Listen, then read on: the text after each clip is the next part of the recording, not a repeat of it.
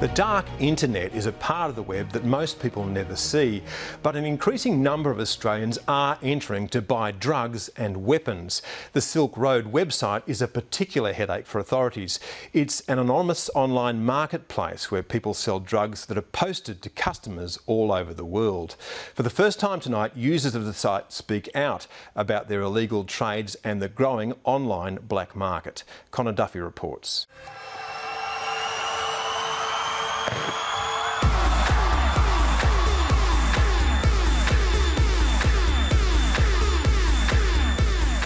At last weekend's Stereosonic Dance Music Festival in Melbourne, partiers replayed a familiar ritual, running a gauntlet of sniffer dogs and police.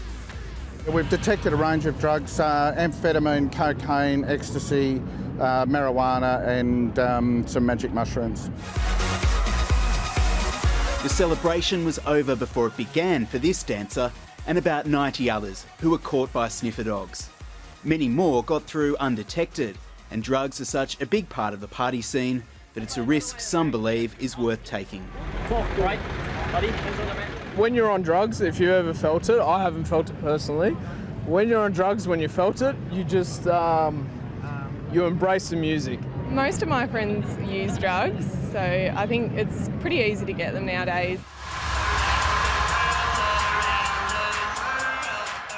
This year, some of those drugs would have been bought online, where a number of websites are competing for the drug dollar.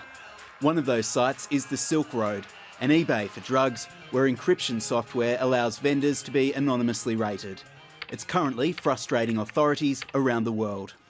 It has withstood over 18 months of time of being completely public about its existence, of the federal police in all jurisdictions of the world being aware of it, and it's withstood that.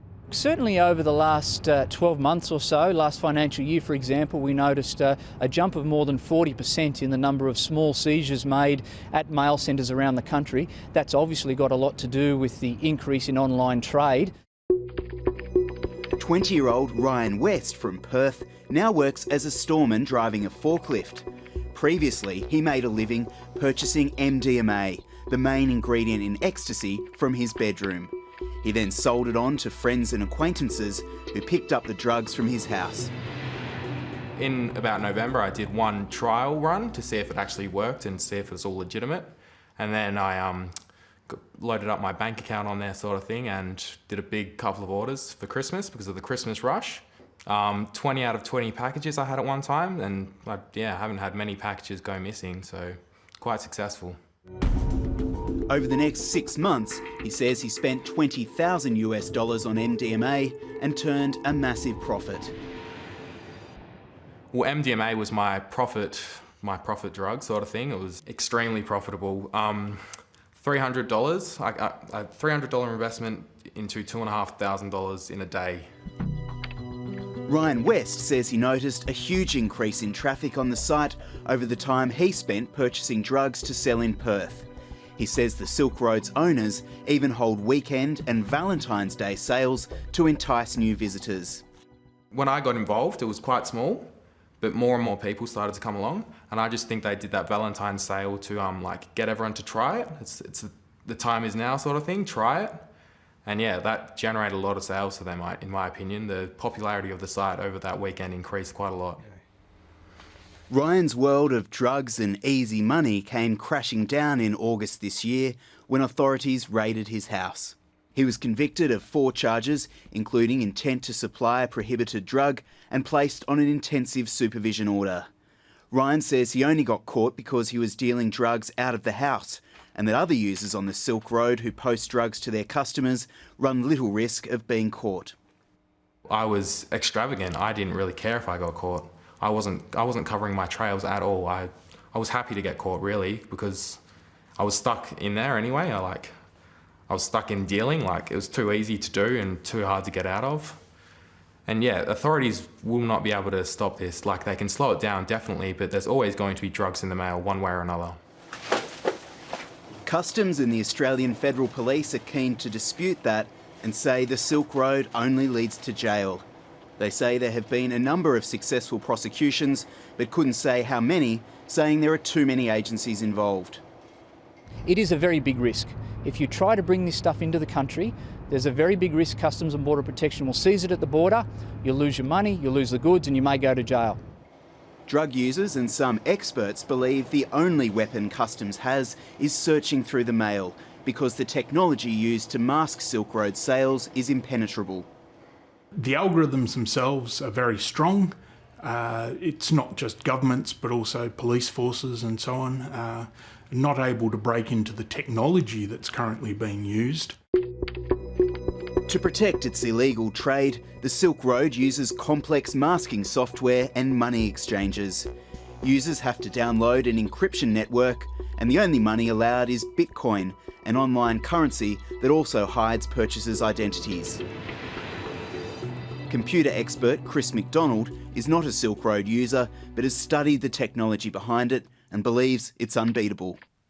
We're talking about tens of thousands, if not millions of years to break into these algorithms.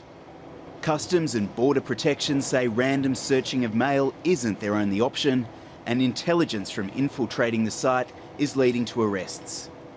We can point to a number of significant detections of goods and successful prosecutions that we have made based on intelligence. More than 80% of our seizures at the border come from intelligence. We're making these seizures every day.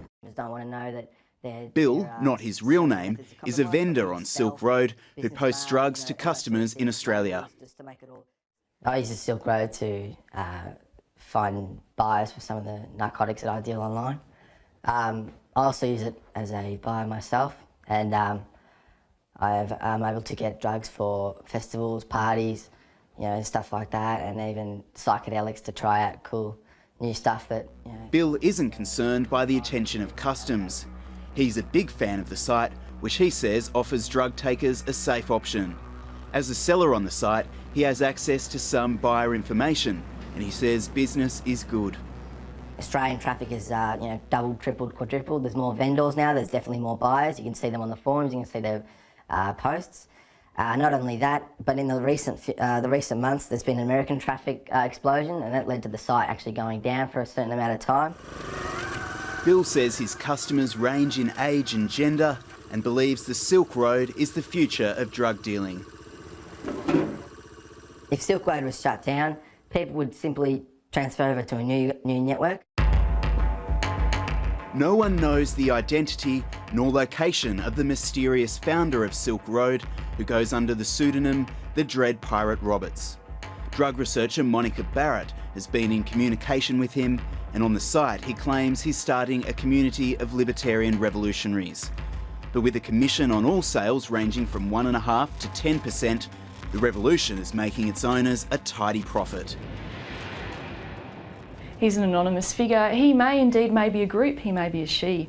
It is unknown where this person resides, or even if it's more like a group of people who are making this happen. Authorities say that such anonymity brings bigger dangers than being arrested. You have no quality control when you're buying something from an online anonymous marketplace. So not only are you breaking the law, but you're arguably taking a big risk with your own health. So the argument about whether this is safer or more convenient doesn't really wash. It's still illegal and it's a big risk.